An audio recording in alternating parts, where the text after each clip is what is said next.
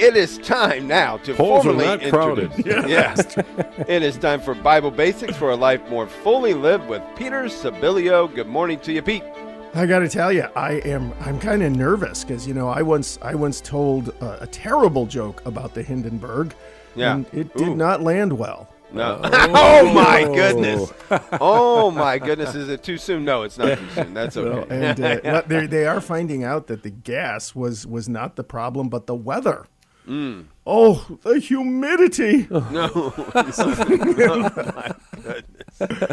Wait a minute here. Well, there is a connection. Oh, there we go. Yeah.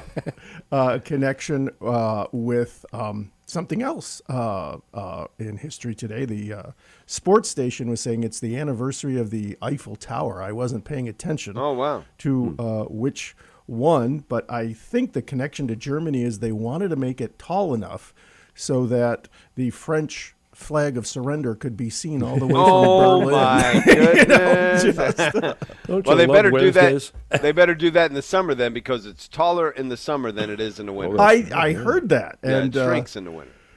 The only other thing this is really bad, but they said that the designer Gustav Eiffel was actually going to jump off the tower, but he would have wound up insane.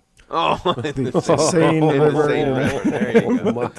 Wow, he's coming with it today. Anyways. What are you doing about 740? I love the Today in History, but you got to say, what other radio station is going to give you this kind of Franco-Germanic culture this early in the morning? That's true. But seriously, nothing reminds us really where we are like today's readings from Mass. And, some people say, Mass? Even daily Mass? It's Easter. We did that in Lent. We're still going to Mass? And I'm like, no, yes, you're still going to Mass. And try and look at the daily readings. We're going to talk a little bit, and I guess in a couple of weeks about, summer is definitely for Mass too.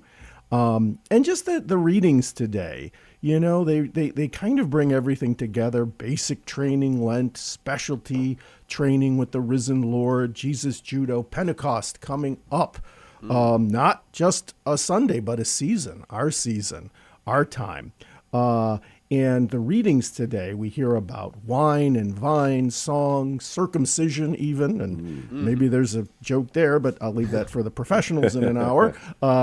But even our Psalm 122 today from Mass is what's called a Psalm of Ascent.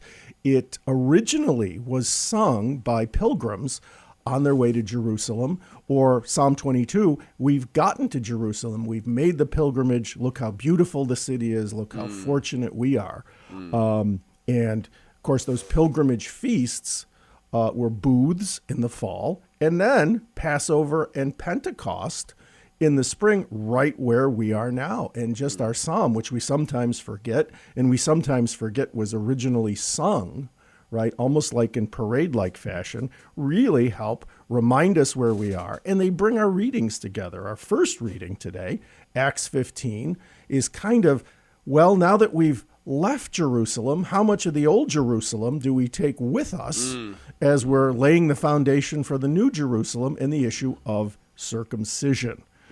John 15, the gospel, after the psalm, talks about the vine and the branches, where everything we do has to stay rooted in Jesus, even more than things like circumcision. And of course, that had to be a big issue for Paul. You can imagine he's doing probably something he never thought he would do, preaching to the Gentiles, and having tremendous success, especially with the God-fearers. We think that they were interested in Judaism, but they stood at the back of the synagogue, and now there's a way in for them. And then imagine he would have to say, okay, line up. I'm going to sharpen the knife. Here comes circumcision. That might hurt the membership drive a bit. But on a much more profound level than that, Paul does come to realize, really, he'll say from Revelation and just from missionizing work, that nothing, even something that has value for Jewish people like circumcision and the Torah itself, cannot be the equal of Jesus in God's plan. Even Torah can become an idol when it's seen as on par with Jesus. And what I'm doing here has to be more than just a membership drive for the Judaism I knew.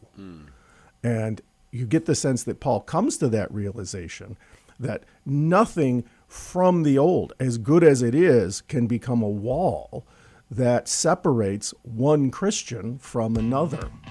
And that really comes out in the first reading, and the gospel reading about the vine and the branches ends with some pretty controversial words. We've been talking a lot about suffering the last couple weeks. And I'll tell you what, we ran out of time already. Already? Yeah, thanks, Professor Pete.